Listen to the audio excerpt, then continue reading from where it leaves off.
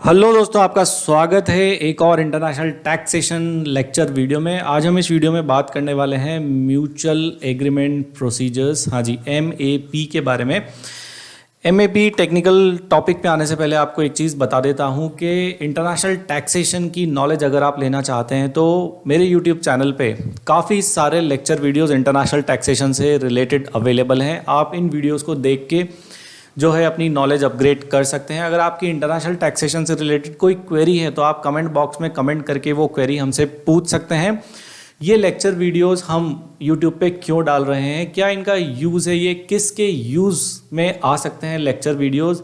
ये lecture videos use में आ सकते हैं CA स्टूडेंट्स के, CS स्टूडेंट्स के, CMA स्टूडेंट्स के, LLB स्टूडेंट्स के, जो कहीं ना कहीं इंटरनेशनल टैक्सेशन की पढ़ाई कर रहे हैं और कहीं ना कहीं उनके सिलेबस में जो है वो इंटरनेशनल टैक्सेशन का कुछ भी पार्ट, डायरेक्ट टैक्सेस का कुछ भी पार्ट जो इंटरनेशनल टैक्सेशन से रिलेट करता है वो उनके सिलेबस में है। ये वीडियोस उनके यूज़ में आ सकते हैं। अगर आप CA हैं, CS हैं, LLB हैं, एडवोकेट हैं और आप डायरेक्ट टैक्सेस में प्रैक्टिस करते हैं और आप चाहते हैं कि इंटरनेशनल टैक्सेशन की नॉलेज भी आपको मिल जाए, तो ये वीडियो देख के आप अपनी नॉलेज जो है वो अपग्रेड कर सकते हैं। ये आपके भी यूज़ में आ सकते हैं।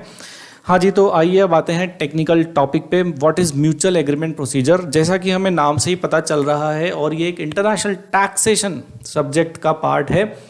म्यूचुअल एग्रीमेंट प्रोसीजर का मतलब है कि कभी भी कोई भी डिस्प्यूट अराइज होता है या डिसएग्रीमेंट आप उसे कह सकते हैं, वो अराइज होता है टैक्स ट्रीटी पे, स्पेशली डबल टैक्सेशन अवॉइडेंस पे, स्पेशली इकोनॉमिक डबल टैक्सेशन के सब्जेक्ट पे। हाँ जी, इकोनॉमिक डबल टैक्सेशन क्या होता है इसके बारे में अभी मैं आपको कुछ मिनट बाद बताऊंगा। What is economic double taxation.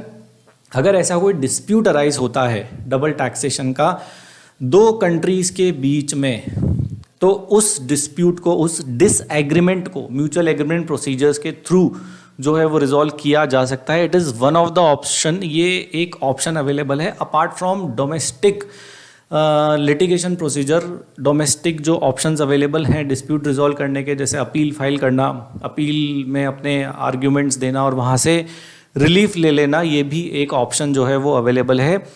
Along with this MAP is also one of the option, that is mutual agreement procedure. हाँ जी, दोनों कंट्रीज म्यूचुअली, यूनिलैटरल भी हो सकता है, म्यूचुअली भी हो सकता है, इस डिसएग्रीमेंट को, इस डिस्प्यूट को जो है वो रिजॉल्व कर लेते हैं। तो आइए देखते हैं डिटेल में व्हाट इज़ MAP। MAP की जननी जो है, MAP की बर्थ कहाँ से हुई है। MAP की बर्थ हुई है साहब OECD मॉडल टैक्स कन्वेंशन के आर्टिकल नंबर 25 से। हाँ जी, यहाँ पे क्योंकि हम धीरे धीरे OECD की जो भी टैक्स जो है, जिनको आप कह सकते हैं OECD की जो प्रिस्क्रिप्शंस हैं रिलेटिंग टू टैक्सेस, क्योंकि OECD एक ऐसा ऑर्गेनाइजेशन है जो इस पे काम करता है कि every country should get it's fair share of taxes.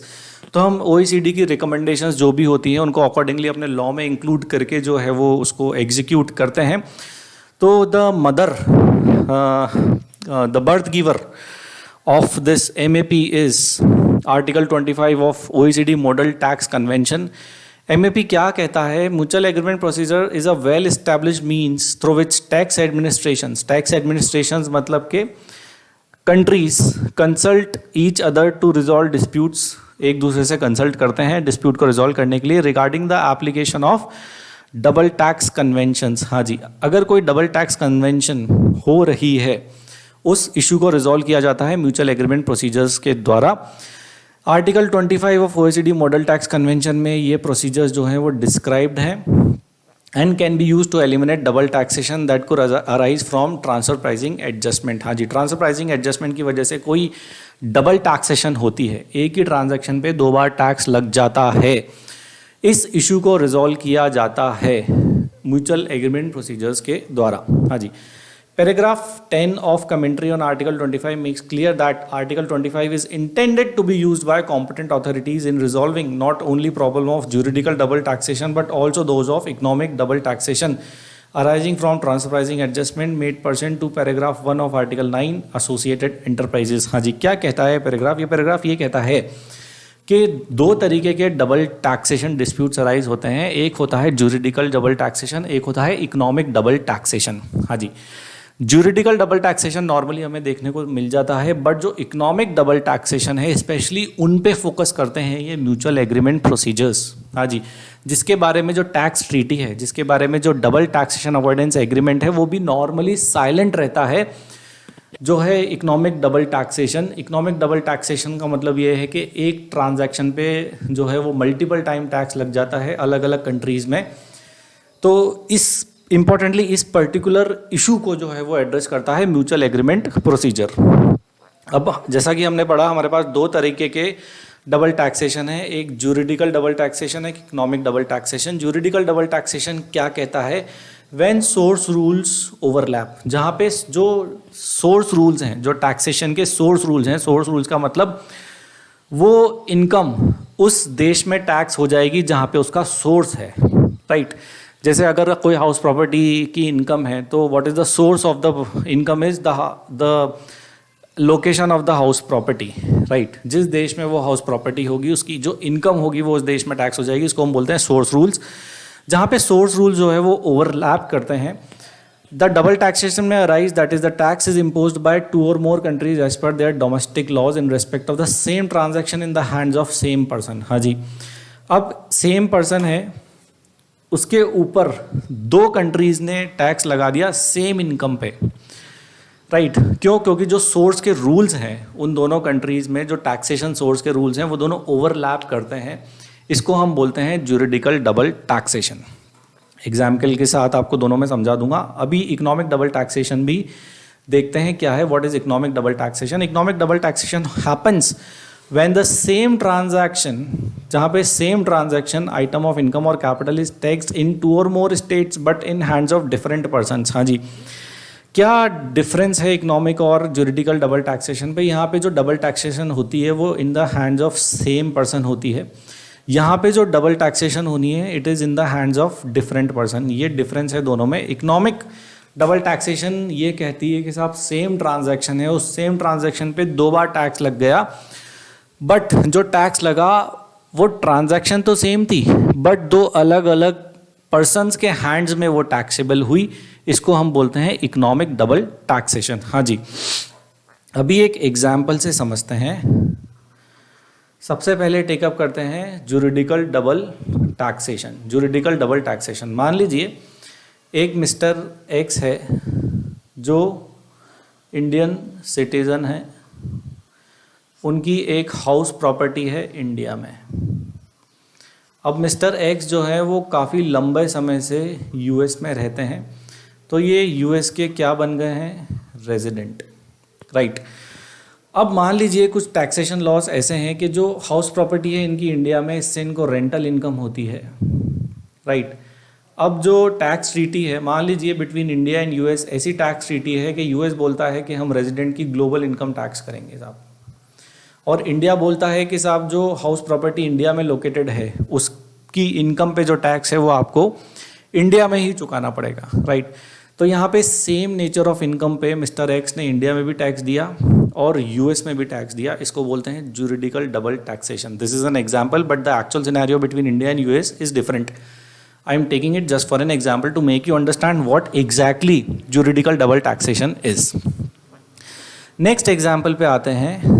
Next is economic double taxation. हाँ जी, इकोनॉमिक डबल टैक्सेशन क्या है? मान लीजिए एक है इंडियन एंटिटी और एक है यूएस एंटिटी। ये है इंडियन एंटिटी का प्रॉफिट एंड लॉस अकाउंट, ये है यूएस एंटिटी का प्रॉफिट एंड लॉस अकाउंट। अब यहाँ पे इंडियन एंटिटी ने, और ये दोनों एसोसिएटेड एंटरप्राइजेस हैं, इंडियन एंटिटी ने सेल करी 100 रुपीज़ की to the US entity, right. अब टीपी प्रोविजंस यहाँ पे लगे तो इंडियन टैक्स अथॉरिटीज़ ने बोला कि ये जो 100 रुपये की सेल है इसकी आर्म लेंथ प्राइस 100 रुपये नहीं, इसकी आर्म लेंथ प्राइस है 120 रुपये। तो यहाँ पे इंडियन एंटिटी ने टैक्स दिया एडिशनली 20 रुपीज़ के ऊपर, राइट। अब जो इंडियन एंटिटी ने सेल करी थी अपनी associated enterprise which is a US entity, तो ये इसकी परचेज हो जाएगी, राइट। यहाँ पे ये परचेज कितने की बुक करेगी? 100। अब आप लॉजिकली देखें तो इसको 100 की जगह पे परचेज बुक करनी चाहिए थी 120 की। जो कि इसने बुक नहीं की, राइट। अब क्योंकि इसने 100 की परचेज बुक करी है तो इसने परचेज कम बुक करी है, तो जिसका प्रॉफिट आएगा वो ज़्यादा आएगा, और ये टैक्स जो है ये भी ज़्यादा पे करेगी यूएस एंटिटी, राइट। तो देखिए आप 20 रुपीज़ पे इंडियन एंटिटी यहाँ पे टैक्स दे रही है और 20 रुपीज़ पे यूएस एंटिटी यहाँ पे भी टैक्स दे रही है। इसको हम बोलते हैं इकोनॉमिक डबल टैक्सेशन। हाँ जी, इसका मतलब सेम नेचर ऑफ ट्रांजैक्शन पे 2 बार टैक्स लग गया in the hands of 2 different persons. Importantly जो म्यूचुअल एग्रीमेंट प्रोसीजर्स हैं वो इकोनॉमिक डबल टैक्सेशन की प्रॉब्लम को एड्रेस करते हैं। हाँ जी, and this is one of the example of economic double taxation. Categories of dispute covered in MAP, किस किस तरीके के डिस्प्यूट जो है म्यूचुअल एग्रीमेंट प्रोसीजर्स में कवर किए जा सकते हैं। Special case provision arises where a person who is resident of a contracting state considers that the action of one or both of the contracting state will result in taxation not in accordance with the provisions of DTA। जहाँ पे किसी भी contracting state मतलब वो state जिनके बीच में कोई contract है, जिनके बीच में कोई टैक्स ट्रीटी है, जिनके बीच में कोई डबल टैक्सेशन अवॉइडेंस एग्रीमेंट है, उनको बोलते हैं contracting states. Here state is not the state like Rajasthan, MP, UP. Here state means a country, right? Sorry. So 2 contracting states के बीच में जो DTAA है और दोनों कॉन्ट्रैक्टिंग स्टेट्स के एक्शन या फिर किसी भी एक कॉन्ट्रैक्टिंग स्टेट का एक्शन ऐसा है जो डबल टैक्सेशन अवॉइडेंस एग्रीमेंट के अनुसार नहीं है, तो डिस्प्यूट अराइज होगा, राइट। फॉर एग्जाम्पल मान लीजिए DTA में लिखा हुआ है कि जो हाउस प्रॉपर्टी सोर्स के हिसाब से टैक्स होगी तो दूसरी कॉन्ट्रैक्टिंग स्टेट उस पर टैक्स नहीं लेगी, बट ऐसा नहीं है, वो स्टेट उस पर भी टैक्स ले रही है। तो it is in contravention of the provisions content, it is in contravention of the articles content in double taxation avoidance agreement, right. तो डबल टैक्सेशन अवॉइडेंस एग्रीमेंट के अगेंस्ट में कोई भी कॉन्ट्रैक्टिंग स्टेट एक्शन लेगी तो आप MAP के through उस डिसएग्रीमेंट को, उस डिस्प्यूट को रिजॉल्व कर सकते हैं। General interpretative provision includes issues relating to interpretation और application of the treaty, right. अगर कोई इंटरप्रिटेशन का इशू है, कोई भी क्लॉज ट्रीटी का आप इंटरप्रेट नहीं कर पा रहे हैं या फिर किसी और तरीके से वो इंटरप्रेट होता है, this is general in nature and could be initiated suo motu. ये जनरल होता है और इसको आप इस कैटेगरी के डिस्प्यूट का रेजोल्यूशन आप सू मोटो जो है वो इनिशिएट कर सकते हैं। Cases not provided for in DTA। अब साहब ऐसा कोई केस, ऐसा कोई सिनेरियो आ जाता है जो डबल टैक्सेशन अवॉइडेंस एग्रीमेंट में कवर ही नहीं है, because the technology is evolving day by day, because the nature of transaction is undergoing huge drastic changes day by day, और DTA जो है वो सालों पहले साइन किए जाते हैं। तो ऐसा हो सकता है that the new nature of the transaction is not specifically dealt in or not specifically covered by DTAA। तो उस ट्रांजैक्शन पे जो डिस्प्यूट अराइज होगा उसको भी आप म्यूचुअल एग्रीमेंट प्रोसीजर के थ्रू जो है रिजॉल्व कर सकते हैं। Provides for elimination of double taxation in cases not provided in double taxation avoidance agreement. अभी डिस्प्यूट रिजॉल्व करने का मैकेनिज्म म्यूचुअल एग्रीमेंट प्रोसीजर में क्या होगा। टैक्स डिस्प्यूट आइडेंटिफाई हुआ यहाँ पे, राइट। एप्लीकेंट ने अप्रोच किया कॉम्पिटेंट अथॉरिटी को in country of residence, that is home country. जहाँ पे भी आपका रेजिडेंस है, जहाँ भी आप होम कंट्री है, उस अथॉरिटी को, उस कॉम्पिटेंट अथॉरिटी को आप अप्रोच कर सकते हैं। अगर डिस्प्यूट जो है वो यूनिलैटरली रिजॉल्व हो सकता है, मतलब यूनिलैटरल मतलब दूसरे कंट्री के साथ कंसल्टेशन की ज़रूरत नहीं है, तो कॉम्पिटेंट अथॉरिटी जो है वो उसको बाय इट्स ओन रिजॉल्व कर लेगी। अगर वो यूनिलैटरली रिजॉल्व नहीं हो सकता तो it has to be resolve by consultation with the other country. हाँ जी, नीड फॉर MAP। हमें म्यूचुअल एग्रीमेंट प्रोसीजर्स की ज़रूरत क्या पड़ी, ऐसी क्या सिचुएशन अराइज हुई जो हमें म्यूचुअल एग्रीमेंट प्रोसीजर्स की आवश्यकता पड़ी। हाँ जी, double taxation avoidance agreement are available for capturing and curtailing juridical double taxation. जो डबल टैक्सेशन अवॉइडेंस एग्रीमेंट है, अगर आपने नहीं पढ़ा है तो आपको जब भी समय मिले तो आप इंडिया का किसी भी देश के साथ DTA ज़रूर पढ़ें। तो आपको DTA पढ़ने के बाद ये पता चलेगा कि importantly double taxation avoidance agreement जो है वो ज्यूरिडिकल डबल टैक्सेशन के मैटर को एड्रेस करते हैं हमेशा। मतलब कि सोर्स रूल्स ओवरलैप ना हो जाएं, वो इस प्रॉब्लम को एड्रेस करते हैं, बट वो कभी भी इकोनॉमिक डबल टैक्सेशन जैसी प्रॉब्लम को एड्रेस करते हुए आपको नहीं दिखेंगे। ये सबसे बड़ा कारण है एमएपी लाने का। Tax treaties generally do not cover instances of economic double taxation. Yes, it is a fact. आप कोई सी भी टैक्स ट्रीटी उठा के पढ़ लें, आप उस टैक्स ट्रीटी में ये देखेंगे कि वो इकोनॉमिक डबल टैक्सेशन जैसे इंपॉर्टेंट टैक्स रिलेटेड इशू को एड्रेस नहीं कर रही है। दो इट इज़ अ ट्रीटी, वो ट्रीटी साइन ही डिस्प्यूट रिजॉल्व करने के लिए की गई है, बट उसमें इकोनॉमिक डबल टैक्सेशन का जो प्रॉब्लम है वो एड्रेस नहीं किया गया है। MAP provides relief in case of economic double taxation. जो एमएपी है वो इंपॉर्टेंटली इकोनॉमिक डबल टैक्सेशन के रिलीफ को प्रोवाइड करती है। एक बार और आपको वापस से बता देता हूँ, इकोनॉमिक डबल टैक्सेशन का मतलब सेम ट्रांजैक्शन पे दो बार टैक्स लग गया in hands of two different persons, right. इसको हम बोलते हैं economic double taxation. Then why it is economic double taxation? It is a dent in the economy, right. It is a problem, a serious problem in the economy. Why? Because the tax has been collected, and economy, I'm not talking about the economy of a country, I'm talking about the global economy, because here two countries are involved in case of same transaction and two persons are involved. So it is a huge dent, a damage to the economy as a whole. क्यों? क्योंकि जो government है उसके पास दो बार tax पहुंच जाता है, और जब दो बार टैक्स पहुंच जाता है तो पर्सन्स की, जो कंपनीज हैं, जो इंडिविजुअल्स हैं, उनकी डिस्पोजेबल इनकम श्रिंक होती है, और डिस्पोजेबल इनकम श्रिंक होती है तो इकोनॉमी में जो मनी रोटेशन होना चाहिए वो नहीं हो पाता है, and it is also injustice to the tax payers. MAP also provides relief in case where automatic relief such as tax credit, tax exemption etcetera not available. MAP जो है वो उसको भी रिजॉल्व करती है, उन डिस्प्यूट्स को जो नॉर्मली बात करते हैं ऑटोमेटिक रिलीफ की। कोई ऑटोमेटिक रिलीफ मैकेनिज्म अगर आपको लाना है तो एमएपी में आप जा सकते हैं। जैसे कि टैक्स क्रेडिट। टैक्स क्रेडिट का मतलब, मान लीजिए किसी रेजिडेंट की कोई इनकम हुई और उस पर इंडिया ने में भी उसने टैक्स दे दिया, यूएस में भी टैक्स दे दिया। अब साहब इंडिया को ऐसे लॉज बनाने पड़ेंगे कि जो सेम इनकम पे उसने यूएस में टैक्स दिया उसका क्रेडिट उसको इंडिया में मिल जाए, या फिर यूएस में ऐसे लॉज होने चाहिए कि जो टैक्स उसने इंडिया में दिया उसका क्रेडिट उसको वहाँ पे मिल जाए, राइट। कहीं ना कहीं तो आपको किसी ना किसी टैक्स पेमेंट का क्रेडिट देना पड़ेगा, अदरवाइज डबल टैक्सेशन की सिचुएशन जो है वो अराइज हो जाएगी। या तो टैक्स क्रेडिट का बेनिफिट दे दीजिए या फिर टैक्स एग्जेम्पशन का बेनिफिट दे दीजिए, राइट। तो इस प्रॉब्लम को, इस डिस्प्यूट को रिजॉल्व किया जा सकता है एमएपी से, और यही नीड है एमएपी की। एंड इम्पॉर्टेंटली, जाने से पहले एक और एमएपी के टॉपिक से आगे जाने से पहले एक और चीज़ आपको इम्पॉर्टेंटली बता देता हूँ कि एमएपी जो है वो मेनली इम्पॉर्टेंटली एड्रेस करती है problem of economic double taxation, right.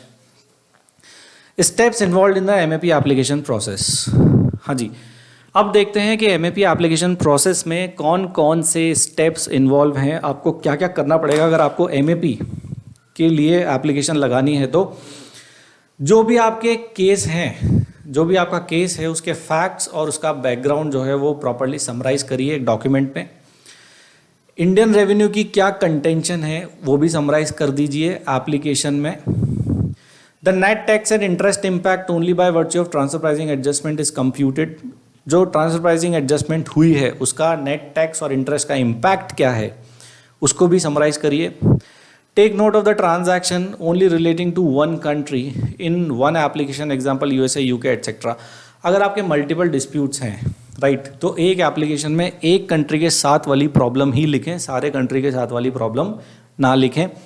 All documents includes tax returns, TP study reports, TP documentation, notices, submissions, order, etc. must be furnished along with the application। हाँ जी, application जब आप लगाएं तो ये सारे documents application के साथ जो है अटैच करें, एनक्लोज करें।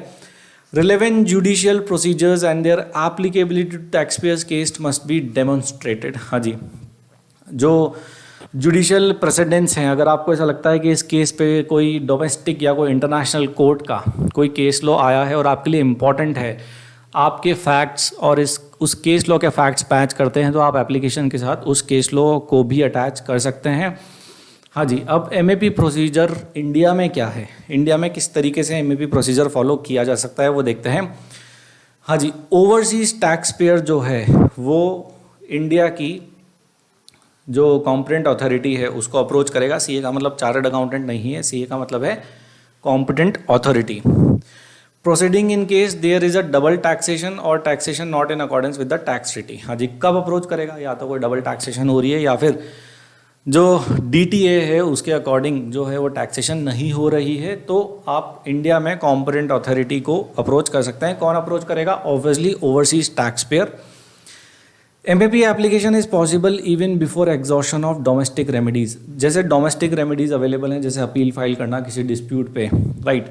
तो ऐसा कुछ कंपल्शन नहीं है कि you have to wait till the time moment when your domestic remedies got exhausted. ऐसा नहीं है, आप डोमेस्टिक रेमेडीज के साथ साथ पैरेलली भी एमएपी के लिए जा सकते हैं। ऐसा नहीं है कि आपको डोमेस्टिक रेमेडीज जो है वो पहले यूटिलाइज करनी पड़ेगी, then only you can go for MAP. It is not the case.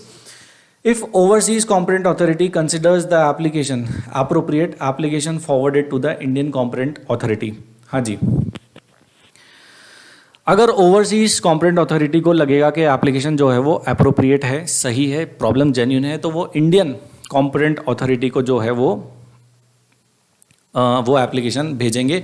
Overseas competent authority could request tax payer for additional information. Tax payer से वो एडिशनल इन्फॉर्मेशन भी जो है वो मांग सकते हैं। Indian competent authority on receipt of MAP request from overseas competent authority could consider the same for discussion. Indian competent authority जो है उसको डिस्कशन के लिए कंसिडर जो है आगे कर सकती है। Additional information could be requested before the resolution is expected. कोई भी रेजोल्यूशन पे आने से पहले एडिशनल इन्फॉर्मेशन जो है वो मांगी जा सकती है। Communication to tax officer in case matter is resolve between competent authority and accepted by the tax payer. हाँ जी, जो मैटर है वो रिजॉल्व कर दिया जाएगा बिटवीन द कॉम्पिटेंट अथॉरिटी और टैक्स पेयर ने। अगर उसका रेजोल्यूशन एक्सेप्ट कर लिया है तो उसको प्रॉपरली टैक्स ऑफिसर को कम्युनिकेट कर दिया जाएगा। टैक्स ऑफिसर को जो है अगर टैक्स पेयर की कंसेंट मिलती है, solution to be given to affect to within 90 days. Tax officer जो है उसका अफेक्ट दे देगा विद इन 90 डेज अगर टैक्स पेयर की कंसेंट हमें मिल जाती है। तो overseas and Indian competent authorities would initiate negotiation and attempt to reach an amicable resolution. वो नेगोशिएट करेंगे और एक जो है वो म्यूचुअली एग्रीड रेजोल्यूशन पे आएंगे। Competent authority may set up certain procedure guidelines which may adhering to negotiation process. In case the competent authorities reach a resolution, the proposed agreement would be communicated to the taxpayer for his acceptance. Taxpayer has option not to accept the agreement in case it is detrimental। हाँ जी, ये एक बहुत important point है। Taxpayer जो है वो MAP का जो भी आउटकम आया, एमएपी का जो भी रिजल्ट आया, जो भी कॉम्पिटेंट अथॉरिटी ने डिसाइड किया, उसको डिनाई भी कर सकता है अगर उसको लगता है कि नहीं, it is not acceptable to me. Yes sir, next देखते हैं outcome of MAP। Yes, the assessing officer give effect to the decision of MAP after receiving instructions from CCIT, DGIT within 90 days of receiving instructions। हाँ जी, assessing officer को जो है वो MAP का जो outcome आएगा, MAP का जो डिसीजन आएगा, राइट, चाहे फेवर में आए या अगेंस्ट में आए, उसको अफेक्ट देना है within 90 days from the date of receiving instructions from chief commissioner of income tax or director general of income tax. हाँ जी, if tax payer is aggrieved by the decision of the competent authority. अगर tax payer जो है वो aggrieved है, satisfied नहीं है decision से कॉम्पिटेंट अथॉरिटी के, he may reject the decision and go ahead with the remedies under the domestic law. हाँ जी, वो डिसीजन को रिजेक्ट कर सकता है और जो डोमेस्टिक लॉ में रेमेडीज़ हैं उन रेमेडीज़ के लिए वो जा सकता है। डोमेस्टिक लॉ में क्या क्या रेमेडीज़ हो सकती हैं, जैसे वो DRP में ऑब्जेक्शंस फाइल कर सकता है या फिर CIT अपील्स में वो जा सकता है। अगर वो यहाँ पे भी सेटिस्फाई नहीं होता है तो वो ITAT में अपील फाइल कर सकता है। हाँ जी, ये डोमेस्टिक जो रेमेडीज़ हैं उसके पास अवेलेबल हैं। If remedies are not granted by the domestic law, the tax payer may apply to the competent authorities again for subsequent years. अगर डोमेस्टिक लॉ में जो है वो रेमेडीज़ अवेलेबल नहीं हैं तो टैक्स पेयर आगे आने वाले सालों के लिए भी MAP म्यूचुअल एग्रीमेंट प्रोसीजर्स के लिए जा सकता है बिफोर कॉम्पिटेंट अथॉरिटी।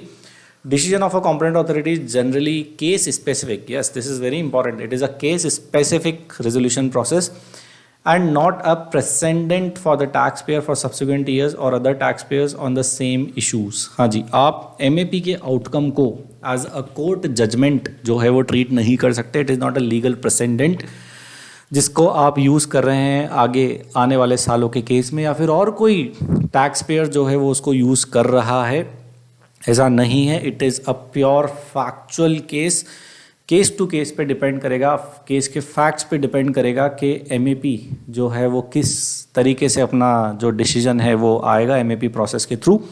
तो it is not a legal precedent, हाँ जी, it is a case to case basis procedure. Drawbacks of MAP, हाँ जी, अब एमएपी में साहब क्या क्या ड्रॉबैक्स हैं, एमएपी में क्या क्या समस्याएं हैं। सबसे पहली समस्या समय सीमा की, देखते हैं क्या समस्या है समय सीमा की। The time limits under domestic law may make corresponding adjustments unavailable if those limits are not waived in the relevant tax treaty। सबसे पहली बात तो जो MAP है ना, it is a long drawn process. It is not quick, it is not fast, it is a long drawn process. It takes months and even sometimes it may take years, right?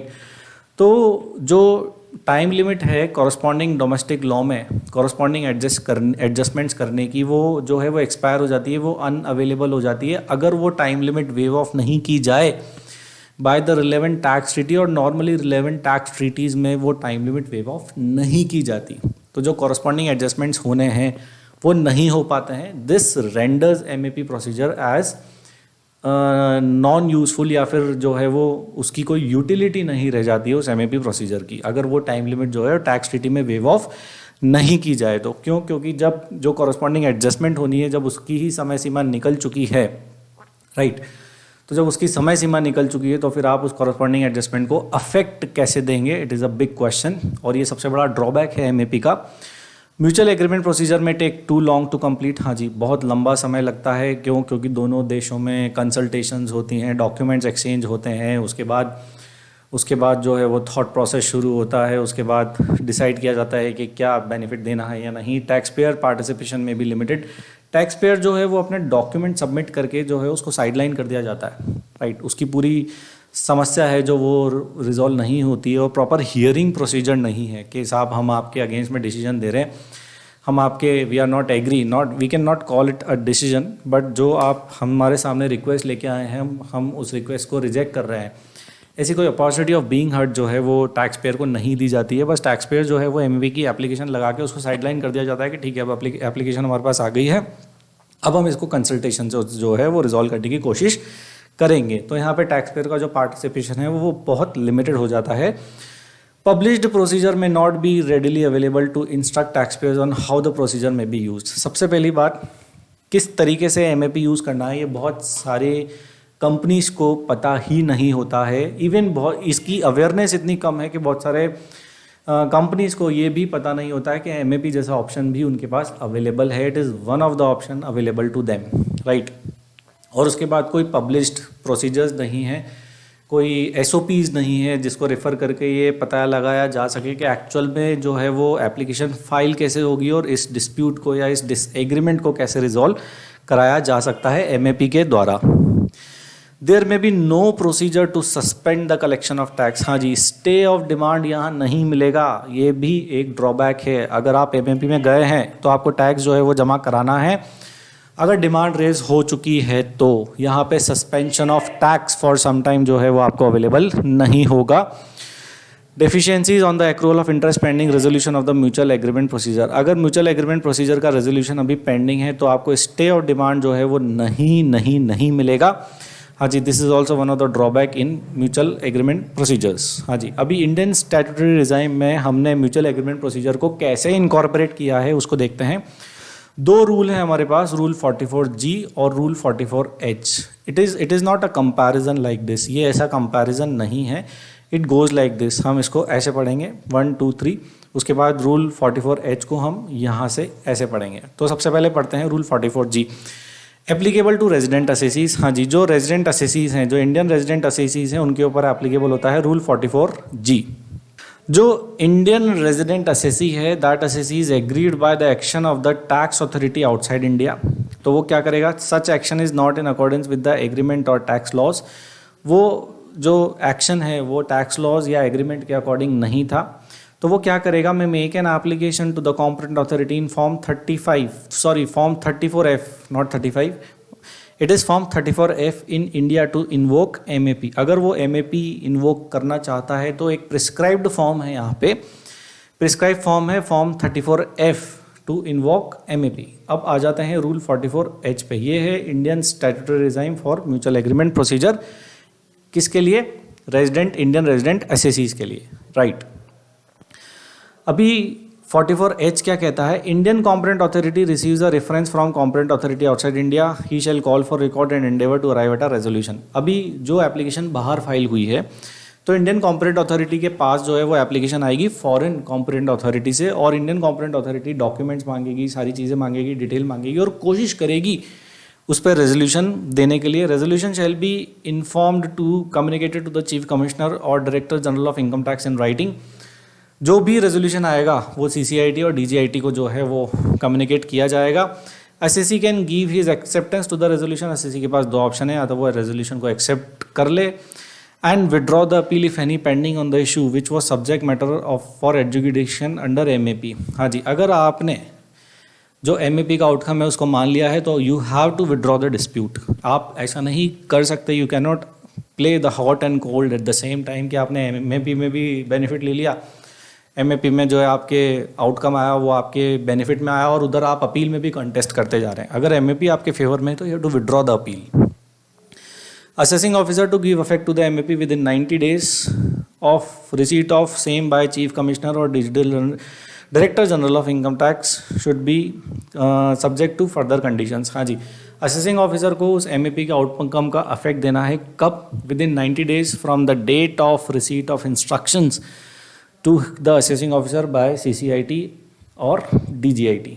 हाँ जी, अब पढ़ते हैं section 93। Section 93 क्या कहता है? Transfer of income to non residents. हाँ जी, ये एक एंटी इवेजिव सेक्शन है इंटरनेशनल टैक्सेशन के अंदर में। आपको ओवरव्यू दे देता हूँ इस सेक्शन का। ये सेक्शन उस चीज़ को प्लग करता है कि कोई इंडियन रेजिडेंट है, वो टैक्स चुराने के लिए अपनी एसेट जो है वो नॉन रेजिडेंट को ट्रांसफ़र कर देता है। क्यों? क्योंकि जो भी इनकम उस एसेट से जनरेट होगी वो नॉन रेजिडेंट को अक्रू होगी, और नॉन रेजिडेंट क्योंकि इंडिया में टैक्स देने के लिए लायबल नहीं है तो इस तरीके से वो टैक्स चुरा पाएगा। इस प्रोसेस को, इस टैक्स इविजन के प्रोसेस को रोकने के लिए we have with us section 93 income tax act 1961।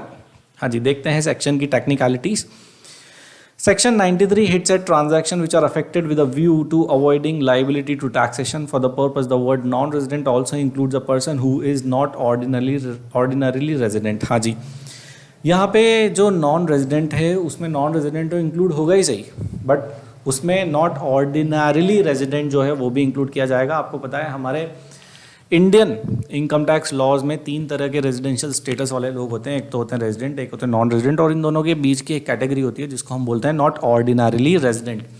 तो यहाँ पे जब भी वर्ड, इस सेक्शन में जब भी वर्ड नॉन रेजिडेंट यूज़ किया जाएगा, it means it includes both non resident as well as not ordinarily resident. In order to attract the provisions of this section all the following conditions must be satisfied. सारी की सारी conditions जो अभी हम discuss करने वाले हैं वो सारी की सारी सेटिस्फाई हो जानी चाहिए अगर आपको सेक्शन 93 जो है वो अप्लाई किसी भी ट्रांजैक्शन पे करना है तो। There is a transfer of asset whether movable और इमूवेबल एंड वेदर टेंजिबल और इंटेंजिबल। एसेट का जो ट्रांसफ़र है वो होना चाहिए, चाहे वो टेंजिबल हो, इंटेंजिबल हो, मूवेबल हो, इमूवेबल हो, कोई सी भी एसेट हो उसका ट्रांसफ़र हो जाना चाहिए। The transfer is made by any person in India or outside, irrespective of his residential status or citizenship। हाँ जी, ट्रांसफ़र कौन करेगा? वो इंसान करेगा जो कि या तो इंडिया में है या फिर इंडिया के बाहर से है, right, irrespective of his residential status or his citizenship। The transfer is made either alone or in connection with the associated operations। हाँ जी, अब ये associated operations क्या है? एसोसिएटेड ऑपरेशंस का मतलब ये हो सकता है कि आपने कोई जो है वो एसेट ट्रांसफ़र कर दी, या फिर आपने उस एसेट ट्रांसफ़र करने के लिए आपने कुछ प्लानिंग करी, या आपने उस एसेट को ट्रांसफ़र करने के लिए कोई और दूसरी एसेट ट्रांसफ़र कर दी ताकि उस एसेट की ओनरशिप भी ऑटोमेटिकली ट्रांसफ़र हो जाए। जैसे आपने कंपनी के शेयर ट्रांसफ़र कर दिए, तो कंपनी के शेयर जैसे ही आपने ट्रांसफ़र किए तो ऑटोमेटिकली कंपनी में जितनी भी एसेट्स थी वो भी ट्रांसफ़र हो गई नेचुरली। इसको बोलते हैं हम एसोसिएटेड ऑपरेशंस। या फिर आपने कंपनी में कुछ ऐसी रीस्ट्रक्चरिंग करी जिसकी वजह से जो एसेट्स हैं वो भी ट्रांसफर हो गई, इसको हम बोलते हैं associated operations under section 93। The asset transfer directly yield income chargeable to tax under this act. जो ट्रांसफर हुआ, जो एसेट ट्रांसफर हुई, वो एसेट जो है इनकम जनरेट करती है और उस इनकम पे इंडिया में टैक्स लगता है as per the provisions of the income tax act 1961। ये कंडीशन सेटिस्फाई होना जरूरी है। अगली कंडीशन देखते हैं, the transfer of asset is affected in such a manner that the income becomes payable to a person outside India who is either non-resident or not ordinarily resident in India। हाँ जी, जो transfer किया गया वो इस तरीके से, वो इस प्लानिंग से किया गया कि जो इनकम है, right, that the income becomes payable to the person outside India who is a non resident as well as not ordinarily resident. क्यों? क्योंकि यही तो जो ट्रांसफरर है वो चाहता है कि इनकम मेरी एक्रू ना होके जो है, जो रेसिपिएंट है उसकी एक्रू हो जाए। तो उस इनकम पे जो इनकम जो पेबल होगी वो किसको होगी? The person who is non resident or not ordinary resident in India. The transferor acquires any right by virtue of which he gets the power to enjoy the income whether immediately or in future. हाँ जी, जो transferor है उसके पास ऐसा कुछ right आ जाए कि उसके पास पावर आ जाए, कंट्रोल आ जाए, ओनरशिप आ जाए डायरेक्टली या इनडायरेक्टली, कि वो उस एसेट पे जो इनकम है वो उसको एंजॉय करे या तो इमीडिएटली या फिर फ्यूचर में। And the assessing officer is satisfied that the avoidance of liability to tax in India is the purpose of the transfer। ये बहुत इंपॉर्टेंट है साहब, असेसिंग ऑफिसर का सेटिस्फैक्शन होना बहुत इंपॉर्टेंट है to make section 93 attract on a particular person for a particular transaction. कि assessing officer का जो सेटिस्फैक्शन है वो होना बहुत ज़रूरी है कि जो ट्रांसफ़र किया गया है ये इंटेंशन जो है वो टैक्स चोरी की इंटेंशन से ट्रांसफ़र किया गया है, टैक्स की लाइबिलिटी को अवॉइड करने के लिए ट्रांसफ़र किया गया है, राइट। ये सेटिस्फैक्शन असेसिंग ऑफिसर का होना बहुत ज़रूरी है। If the aforesaid conditions are satisfied और फुलफिल्ड, जो ऊपर कंडीशंस हमने पढ़ी वो फुलफिल हो जाती है, सेटिस्फाई हो जाती है, the income from such assets, then the income from such assets should be treated as income of the transferor. तो क्या मान लिया जाएगा साहब? ये जो इनकम है, जो एसेट ट्रांसफ़र जो करी उससे जो इनकम आएगी वो किसकी इनकम होगी? ट्रांसफरर की। नॉर्मली ट्रांसफरी की इनकम मानी जाती है, बट यहाँ पे जो इनकम होगी वो ट्रांसफरर होगी। इससे जो ट्रांसफरर की जो पूरी प्लानिंग है वो पूरी प्लानिंग धरी की धरी रह जाएगी, उसको कोई बेनिफिट नहीं होगा टैक्स चोरी से ट्रांसफ़र करने से। क्यों? क्योंकि लॉ ये कहता है कि अब वो इनकम ट्रांसफरी की नहीं है, किसकी है? ट्रांसफरर की। एंड वुड अकॉर्डिंगली भी टैक्सेबल इन हिज हैंड्स, और वो उसके हैंड्स में जो है वो टैक्सेबल कर दी जाएगी। Where assets are transferred to a body corporate. हाँ साहब, कभी कभी ये भी प्लानिंग की जाती है कि साहब एक काम करते हैं, कंपनी बनाते हैं फॉरेन में, उसकी रेजिडेंसी वहीं रखते हैं और उसका जो अफेक्टिव मैनेजमेंट की प्लेस है वो भी वहीं रखते हैं और उसको एसेट ट्रांसफ़र कर देते हैं और उससे कंसिडरेशन में उस कंपनी के शेयर्स ले लेते हैं। हाँ जी, यहाँ पे भी सेक्शन 93 के प्रोविजंस अट्रैक्ट होते हैं। तो जो उस पर्टिकुलर एसेट से उस कंपनी को जो इनकम होगी वो इनकम ट्रांसफरर के हैंड्स में टैक्सेबल होगी, उस कंपनी के हैंड्स में टैक्सेबल नहीं होगी, right. It will become accessible in the hands of the income of the company derived bye it from those assets. हाँ जी, तो जो भी इनकम है वो ट्रांसफरर के हैंड्स में टैक्सेबल होगी।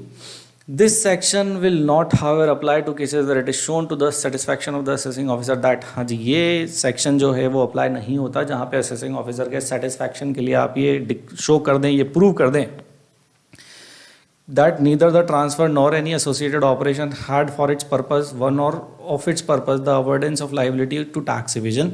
कि आपने जो ट्रांजैक्शन करी साहब उसके पीछे टैक्स चुराने की कोई भी इच्छा या मंशा नहीं है, ये आपको प्रूव करना पड़ेगा। It is provided to the satisfaction of the assessing officer that the transfer was affected for bona fide commercial purpose and with no intent to avoid tax। जो आपने टैक्स किया है वो, जो आपने ट्रांसफ़र किया है वो जेन्युइन कमर्शियल ट्रांजैक्शन है, उसके पीछे टैक्स चुराने की कोई इंटेंशन नहीं है। यह आपको प्रूव करना पड़ेगा अगर आप सेक्शन 93 के जाल से बचना चाहते हैं तो। In order to determine the liability of the transfer in respect of deemed income, it is immaterial if the income or benefits from the transfer are actually received or not, are received or are receivable in cash or in kind, or are receivable directly or indirectly। हाँ जी, जो section 93 है वो उसके प्रावधान लगने हैं तो लगने हैं, चाहे इनकम एक्चुअल में ट्रांसफरर को रिसीव हुई या नहीं हुई, चाहे कैश में हुई या फिर काइंड में हुई या फिर डायरेक्टली हुई या इनडायरेक्टली हुई, राइट। ये सब चीज़ें मैटर नहीं करेगी। मतलब कि ट्रांसफरर ये आर्ग्यू नहीं कर सकता कि साहब मेरे को तो इनकम रिसीव ही नहीं हुई, तो आप एज अ ट्रांसफरर मेरे ऊपर टैक्स कैसे लगा सकते हो। It is immaterial and it is written in the section itself. It may be noted that where an assessee has been charged to tax in respect of a sum deemed to be his income under this section, the subsequent receipt of that sum by the assessee, whether as income or in any other form, shall not be liable to tax in his hand at the time of receipt. क्या कहता है ये कहता है कि साहब जब आपने ट्रांसफर के हैंड्स में इनकम टैक्स कर दी, उसके बाद जो आपने इनकम टैक्स की थी उसके अगले साल या उसके 2 साल या 3 साल बाद जो है उसको इनकम एक्चुअल में रियलाइज़ होती है, तो जब उसको इनकम एक्चुअल में रियलाइज़ होगी तब उसके ऊपर टैक्स नहीं लगाया जाएगा। क्यों? क्योंकि हम इस ट्रांजैक्शन को पहले ही टैक्स कर चुके हैं। Hello yes. So next topic देखते हैं, ट्रांजैक्शंस और dealing with the person who is located in NJ. NJ is for notified jurisdictional area. Yes, relevant section is section 94A. Notified jurisdictional area के साथ अगर transaction कोई भी करता है तो उसका क्या ट्रीटमेंट किया जाएगा। What is NJ? NJ वो एरियाज़ हैं, वो कंट्रीज़ हैं जो फ्रीक्वेंटली स्विफ्टली प्रॉपरली जो है वो इंफॉर्मेशन इंडिया के साथ में एक्सचेंज नहीं करते हैं, उनको हम बोलते हैं NJ. NJ मतलब notified jurisdictional area as per provision section 94A. The objective, this is also one of the important anti avoidance taxation section of Income Tax Act 1961. The objective of anti-avoidance measure is to discourage assessee from entering into transaction with person located in countries or territories do not effectively information exchange mechanism with India. Yes, so the purpose behind this section is कि हमें जो है वो लोगों को discourage करना है transactions करने के लिए किन के साथ, उनके साथ जो NJA में लोकेटेड हैं, जो नोटिफाइड जुरिस्डिक्शनल एरिया में लोकेटेड हैं। क्यों डिस्करेज करना है साहब? It is a global economy? No, हमें डिस्करेज करना है। इसके पीछे कारण ये है कि जो NJA है, जो नोटिफाइड जुरिस्डिक्शनल एरिया है, वो इंडिया को इंफॉर्मेशन जो है वो प्रोवाइड नहीं करता है। अगर वो इंडिया को इन्फॉर्मेशन प्रोवाइड नहीं करेगा about the black money, about the tax related information, about the transactions, about the banking records, about the property details, about shares, about everything, तो हम जो ब्लैक मनी है जो इंडिया के बाहर चली जाती है उसको हम वापस नहीं ला पाएंगे और इन चोरों को हम नहीं पकड़ पाएंगे। और कहीं ना कहीं जो ये जो NJA है, जो नोटिफाइड जुरिस्डिक्शनल एरिया है, ये बेनिफिट जो है, ये कवर जो है इन लोगों को देंगे तो कहीं ना कहीं ये जो है वो they will mushroom as they are for this purpose and for this activity. तो ये डिस्करेज किया जाता है कि जो ट्रांजैक्शन है वो आप NJA के साथ ना करें। This is the purpose and intent of section 94A. The central government empowered to notify any such country or territory outside India is NJA. India के बाहर की कोई सी भी टेरिटरी या कंट्री जो है वो सेंट्रल गवर्नमेंट उसको नोटिफाइड जुरिस्डिक्शनल एरिया जो है वो नोटिफाई कर सकती है, उसके पास पावर है। Having regard to the lack of effective exchange of information within such country और टेरिटरी, जब भी नोटिफाई किया जाएगा तो किसको रिगार्ड दिया जाएगा, किसको कंसिडर किया जाएगा? इन्फॉर्मेशन एक्सचेंज मैकेनिज्म को कंसिडर किया जाएगा। अगर इन्फॉर्मेशन एक्सचेंज मैकेनिज्म नहीं है या फिर प्रॉपर नहीं है तो उसको नोटिफाइड जुरिस्डिक्शनल एरिया की तरह नोटिफाई सेंट्रल गवर्नमेंट कर सकती है। सेकेंड पॉइंट देखते हैं, transaction where one of the parties thereto is a person located in NJA would be deemed to be an international transaction. हाँ जी, अगर कोई भी ट्रांजैक्शन होती है between a person and a person who is located in NJA तो ये मान लिया जाएगा कि वो ट्रांजैक्शन क्या है, वो ट्रांजैक्शन है international transaction, right. Then all the parties to the transaction is to be deemed as associated enterprises. उसके ऊपर एज इट इज़ प्रोविजन जो है चैप्टर 10 के प्रोविजन अप्लाई हो जाएंगे और उन दोनों पार्टीज़ को क्या मान लिया जाएगा, एसोसिएटेड एंटरप्राइजेज, चाहे वो रियलिटी में एसोसिएटेड हैं या नहीं है। बट अगर उसने NJA के साथ, NJA में जो पर्सन है जो NJA में लोकेटेड है उसके साथ ट्रांजैक्शन कर ली है तो इस ट्रांजैक्शन को इंटरनेशनल ट्रांजैक्शन मान लिया जाएगा। अब जब इंटरनेशनल ट्रांजैक्शन मान लिया जाएगा तो उन दोनों को एसोसिएटेड एंटरप्राइजेज भी मान लिया जाएगा। And accordingly all provisions of transfer pricing to be attract in case of such a transaction, transfer pricing के प्रोविजन जो है वो एज इट इज़ अप्लाई हो जाएंगे इस पर्टिकुलर ट्रांजैक्शन पे। हाँ जी, ट्रांसफर प्राइसिंग के प्रोविजन मतलब ट्रांजैक्शन आर्म लेंथ प्राइस पे होना ज़रूरी है। आपको चार्टर्ड अकाउंटेंट की जो टीपी ऑडिट रिपोर्ट है वो सबमिट कर देनी है। ये सारे प्रोविजंस आपके ऊपर लग जाएंगे अगर आपने एनजेए में लोकेटेड पर्सन के साथ ट्रांजैक्शन की तो। However, the benefit of permissible variations between the ALP and the transfer pricing जो कि सेक्शन 92C2 में प्रोवाइडेड है, जो कि 3% का वेरिएशन अलाउ करते हैं, वो वेरिएशन का बेनिफिट जो है यहाँ पर आपको नहीं दिया जाएगा अगर आप एनजेए में लोकेटेड पर्सन के साथ ट्रांजैक्शन करते हैं तो as per provisions of section 94A। Person located in NGA shall include a person who is resident of the NGA and a person not being an individual which is established in the NGA. It would also include a permanent establishment of any other person in the NJA। हाँ जी, person located in NJA shall include, person located in NJA का मतलब क्या होगा, जो एनजीए का resident है, right, जो not being an individual which is, अगर कोई इंडिविजुअल नहीं है, कंपनी है, तो वो एनजीए में एस्टैब्लिश्ड है तो भी उसको एनजीए का पर्सन मान लिया जाएगा। And it also includes those permanent establishment which are located in NJA, right? Payments made to any financial institution located in a NJA would not be allowed as deduction unless the SSE authorized the CBDT or any other income tax authority acting on its behalf to seek relevant information from the financial institution on behalf of the SSE। हाँ जी, कोई भी payment Indian SSE जो है वो उस financial institution को करता है जो एनजीए में लोकेटेड है, उसका डिडक्शन, उसका benefit Indian income tax law में नहीं मिलेगा। अगर मिलेगा तो तभी मिलेगा जब एसएससी जो है वो सीबीडीटी को ऑथराइज कर देगा कि आपको जो इन्फॉर्मेशन उस फाइनेंशियल इंस्टीट्यूशन से चाहिए वो आप ले सकते हैं, और सीबीडीटी पूरी चीज़ें वेरीफाई करेगा, सारी इन्फॉर्मेशन चेक करेगा, रिकॉर्ड चेक करेगा, तभी उस डिडक्शन का बेनिफिट जो है वो उसको दिया जाएगा। One more stringent provision, no deduction in respect of any other expense or allowance including depreciation arising from the transaction with the person located in a NJA would be allowed unless the SSE maintains the relevant documentation and furnishes the prescribed information। किसी भी deduction, किसी भी allowance including depreciation का benefit नहीं दिया जाएगा अगर कोई भी पर्सन एनजेए से डील करता है, तो उसका बेनिफिट तभी दिया जाएगा जब एसएससी प्रिस्क्राइब्ड इन्फॉर्मेशन मेंटेन करे, प्रॉपर डॉक्यूमेंटेशन मेंटेन करे, प्रॉपर जो है वो सारी चीज़ें मेंटेन करे, तभी जो है इन सब चीज़ों का बेनिफिट उसको दिया जाएगा। Any sum credited or receive from a person located in NJA to be deemed to be the income of the recipient SSC if it does not explain satisfactorily the source of such money in the hands of such person or in the hands of the beneficial owner if such person is not the beneficial owner।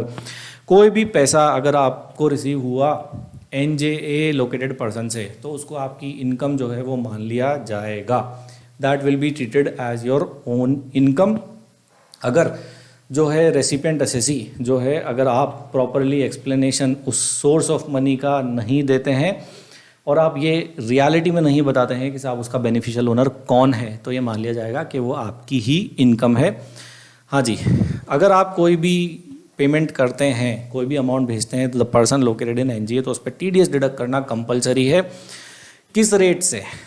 Will be of the higher of the following rates income tax act में जो prescribe हैं, rates और rates in force जो transaction करी उस समय जो effective rate है, या फिर 30%, whichever is higher. Maximum cases में this rate will be applicable, right, क्योंकि हायर जो है वो यही रेट मैक्सिमम केसेस में आएगी। तो आपको 30% जो है वो टीडीएस भी डिडक्ट करना है अगर आप कोई भी पेमेंट एनजे लोकेटेड पर्सन को करते हैं तो। हाँ जी, नेक्स्ट सेक्शन है limitation of interest deduction in certain cases, that is section 94B। This is also one of the important anti avoidance section in international tax in income tax act 1961 कि यहाँ पे जो है ना इंटरेस्ट को limit कर दिया गया है to be allowed as a deduction in a particular year. इसके सेक्शन के पीछे लाने का लॉजिक क्या है? सेक्शन के पीछे लाने का लॉजिक ये है, मैं आपको बता देता हूँ। मान लीजिए दो कंपनीज हैं, एक कंपनी फॉरेन में है, एक कंपनी इंडिया में है। जो फॉरेन वाली कंपनी है वो पेरेंट कंपनी है, इंडियन कंपनी सब्सिडरी कंपनी है। अब सब फॉरेन वाली कंपनी को ये पता है कि इंडिया में टैक्स बहुत ज़्यादा है। The corporate tax rate in India is approximately 25%, which is one of the highest in the world. तो उस कंपनी, पेरेंट कंपनी ने क्या करा, पेरेंट कंपनी ने उस कंपनी को इक्विटी ना देने की जगह लोन दे दिया, भर भर के लोन दिया।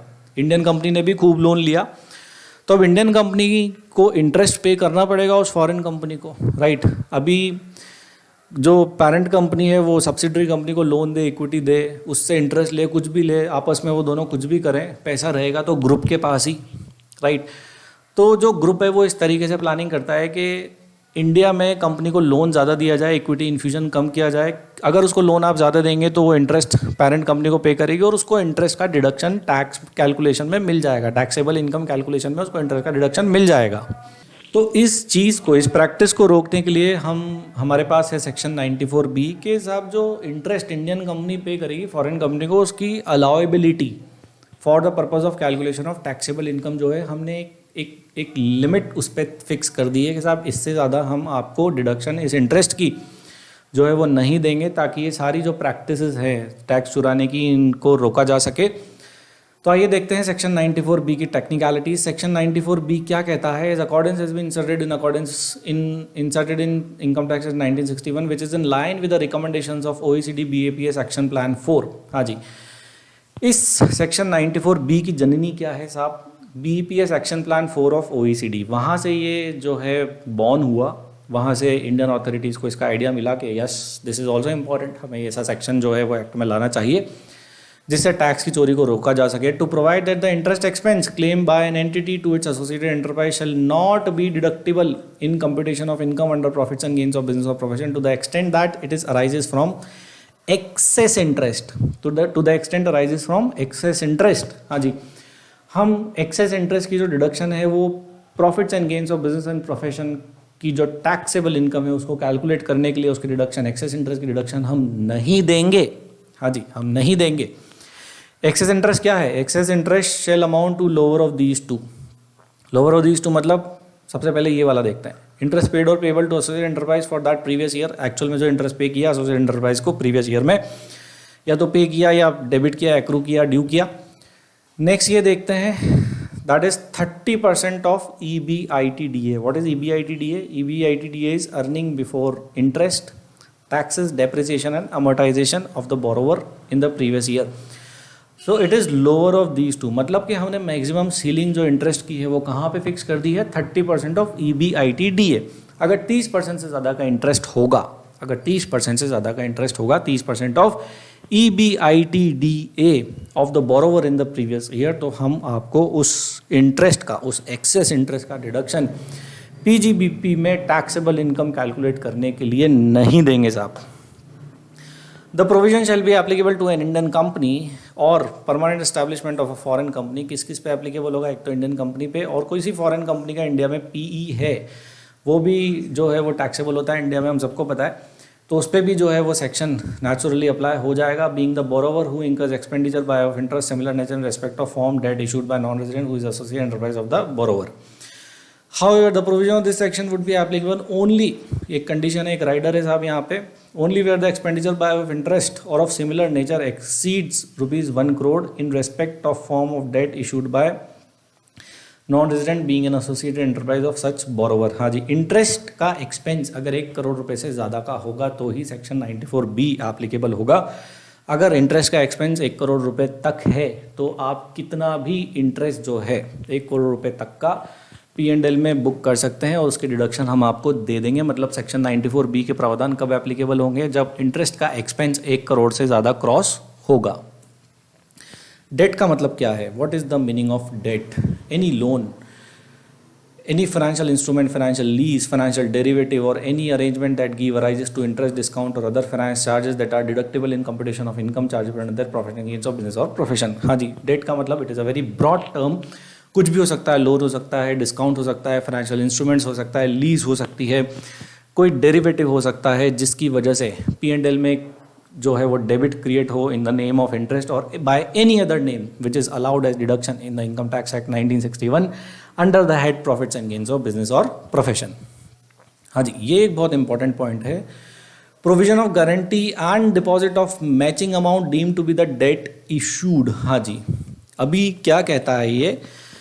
मान लीजिए कोई फॉरेन में आपकी होल्डिंग कंपनी है USA, राइट, उसने जो है वो लोन दिया, राइट, देखते हैं पढ़ के और समझ में आएगा।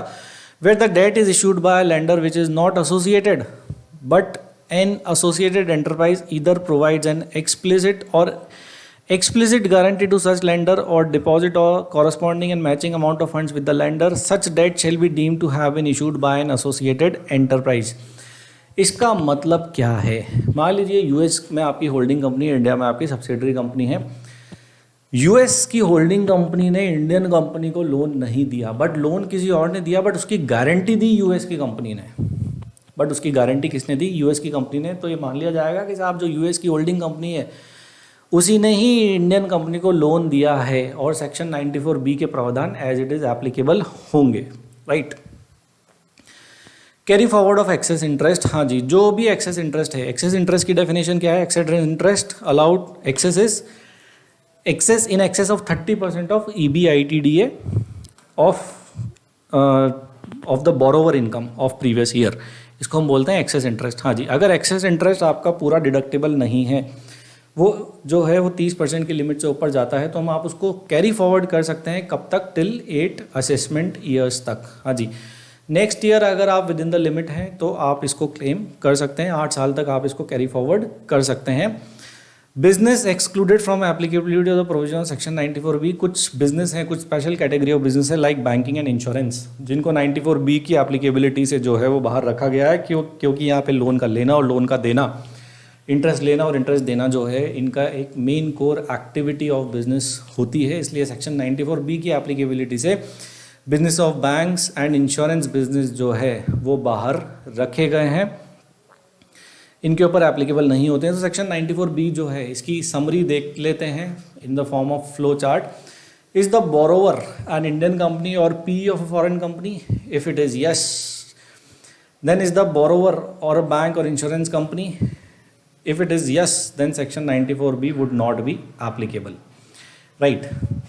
अगर एक borrower Indian bank or insurance company नहीं है तो क्या उसने नॉन रेजिडेंट को इंटरेस्ट पे किया 1 करोड़ से ज़्यादा का? अगर नहीं तो 94B एप्लीकेबल नहीं होगा। अगर हाँ तो एक्सेस इंटरेस्ट जो है वो अलाउ नहीं किया जाएगा। अलाउ नहीं किया जाएगा तो क्या किया जाएगा? उसको आप अगले 8 साल तक जो है वो कैरी फॉरवर्ड कर सकते हैं और आगे आने वाले सालों में उसका बेनिफिट, उसकी रिडक्शन जो है वो ले सकते हैं। एक्सेस इंटरेस्ट का मतलब क्या है? 30% ऑफ EBITDA और इंटरेस्ट पेड और payable which ever is lower, मतलब कि मैक्सिमम लिमिट जो हमने फिक्स करी है वो क्या है? 30% of EBITDA. What is EBITDA? Earning before interest, taxes, depreciation and amortization.